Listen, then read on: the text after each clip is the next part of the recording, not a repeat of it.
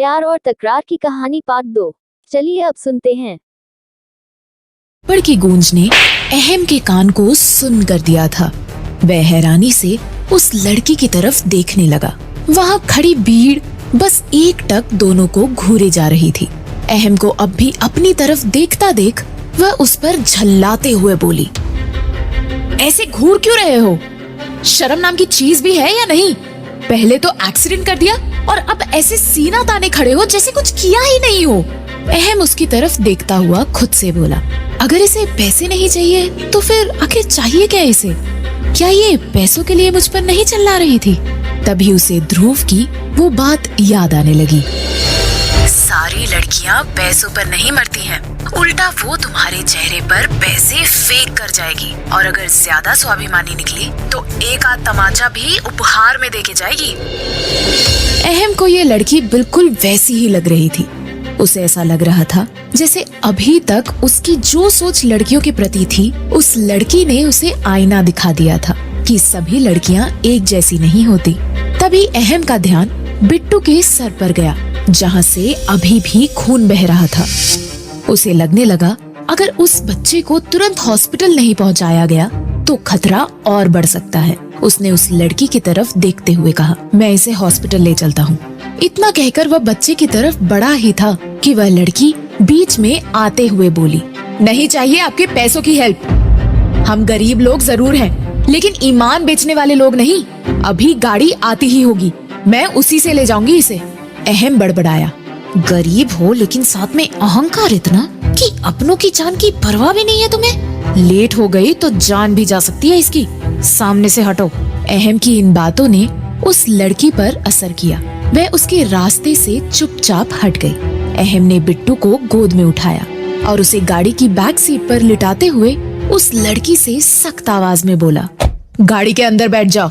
पहले तो उस लड़की को अहम का व्यवहार रूड लगा, लेकिन फिर उसने बिट्टू की खून को लथपथ हालत में देखकर बिना कुछ बोले चुपचाप बैठ जाना ही बेहतर समझा। उसके बैठते ही अहम ने गाड़ी स्टार्ट की और उस स्लम से निकल गया। गाड़ी हॉस्पिटल के लिए निकल पड़ी। अहम बार बार बैक मिरर में उस लड़की का चेहरा ऐसे देखे जा रहा था मानो वह किसी एलियन को देख रहा हो। उसे विश्वास नहीं हो रहा था कि लड़कियां भी ऐसी हो सकती हैं। वह जानना चाहता था कि इस लड़की में ऐसी क्या खास बात है कि इसने पैसों को रिजेक्ट कर दिया। वह इसी ख्यालों में डूबा रहा और गाड़ी हॉस्पिटल तक पहुंच गई।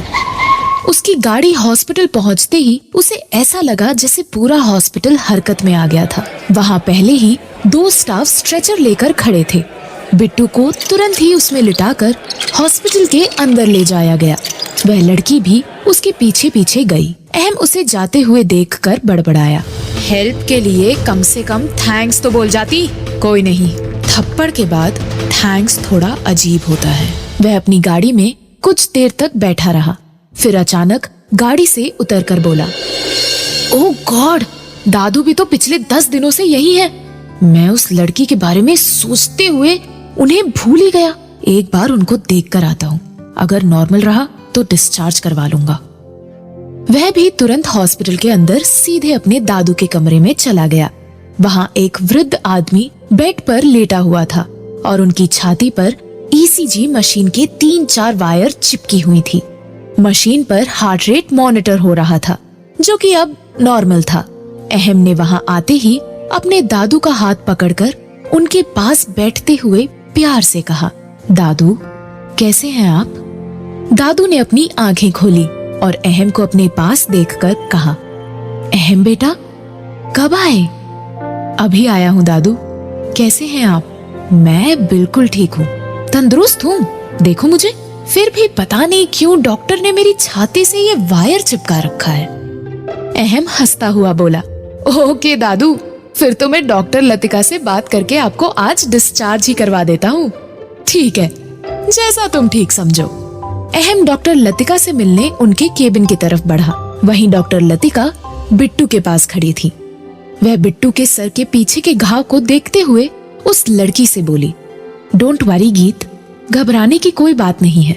आई थिंक पत्थर का नुकीला हिस्सा धंस गया था, इसीलिए खून रुक नहीं रहा था। अभी मैं इसका टाका करवा देती हूँ। उन्होंने एक जूनियर डॉक्टर को आवाज देकर वहाँ बुलाया और कहा, इस बच्चे के घाव को साफ करके टाका कर देना और इंजेक्शन भी दे देना।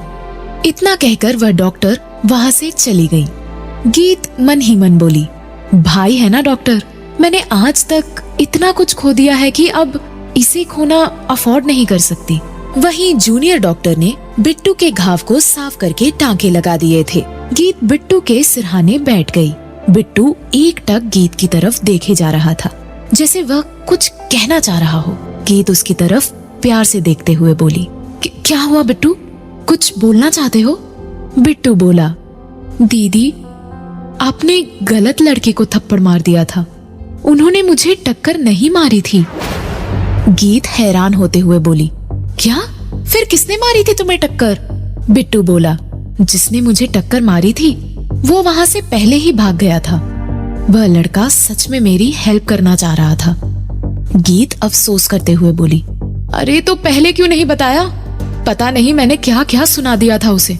साथ ही मैंने ना ही सॉरी कहा और ना ही थैंक्स, और जोरदार थप्पड़ और जड़ दिया उसके चेहरे पर। अब वह ना जाने क्या क्या सोच रहा होगा मेरे बारे में। बिट्टू मुस्कुराते हुए बोला, आप जाकर माफी मांग लो उससे। गीत मुंह बनाते हुए बोली, अब मैं कहाँ ढूंढने जाऊंगी उसे? कौन था, कहाँ रहता है, मुझे क्या पता? बिट्टू मुस्कुराकर बस एकटक गीत के चेहरे को देखे जा रहा था। गीत के चेहरे पर अफसोस के भाव नजर आ रहे थे। वह सोचती हुई बोली, मैंने सच में बहुत बुरा किया ना उसके साथ, मुझे उससे माफी मांगनी चाहिए ना। लेकिन वो भी पागल था क्या? उसे भी तो बताना चाहिए था कि उसने एक्सीडेंट नहीं किया है। बिट्टू मुस्कुराते हुए बोला, और जैसे कि आप उसकी बात मान लेती। गीत संकोच करते हुए बोली, मानती और शायद नहीं भी, लेकिन ठीक है, अगर वह दोबारा कहीं मिलेगा तो मैं माफी जरूर मांगूंगी उससे। अचानक एक आवाज गीत के कानों में पड़ी, चाहो तो अपनी बदतमीजी की माफी मांग सकती हो तुम। गीत तुरंत पीछे मुड़ी और वहां अहम को खड़ा देखकर चौंक गई। उसे उसकी बातों का बहुत बुरा लगा। वह तैश में आते हुए बोली, कौन बदतमीज? मैंने क्या बदतमीजी की है तुमसे?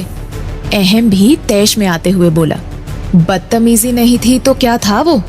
बिना सच जाने सबके सामने मुझ पर चिल्लाना और फिर थप्पड़ मारना। गीत उसे उंगली दिखाते हुए कठोर शब्द में बोली, तुम इसी के लायक थे, समझे तुम?